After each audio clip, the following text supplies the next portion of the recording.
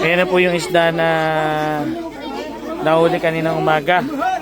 Saglit lang, nandito na sa bundok. Konti lang naman sila dito. Pero meron na rin tayong mga nabigyan sa daan. O, diba? Yung nabili natin, nabili natin ng mga 5 doble yung presyo. Tapos, dito naman sa nabigyan. O, di lahat na kinabang. Siyempre kami rin, makikinabang. Diba? Masarap yan. Masarap yan.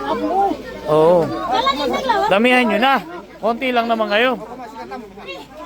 Konti lang dito, pamilya dito. Pero mahirap ang buhay. Mas mahirap buhay dito. Kaya yung... Yan, katulad sa kanya, oh. Diba? Mga 2 araw na ulam na nila. Jero, maubusan ka. Baka malaki. Maubusan ka.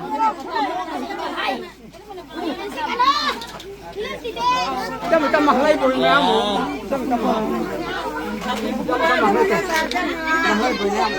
Naubusan na si Jero.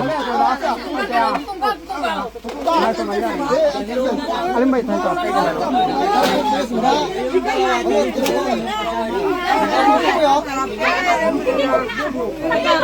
Mga koy.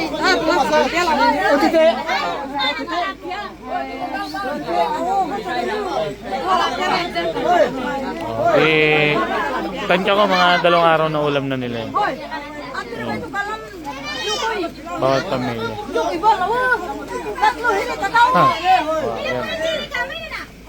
Ba, anong luto gagawin mo dyan? Bangus. Bangos. Ito bahay ni nanay, oh. Ano ulam nyo? Sana. Ilang araw mong ulam yan? 2. 2 araw lang? Ilan ba kayo dito? Marami ba kayo? Ito yung bungso ko. Ah, ito. Dito kayo. Asawa ng labad. Ito yung bahay nila. Aming gitara. Sino marunong mag-gitara? Marunong ka, tay?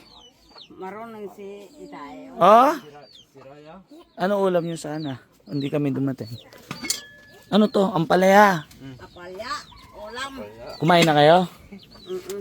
Buti pagka bumabagyo dito, hindi tumutulo. Tignan mo.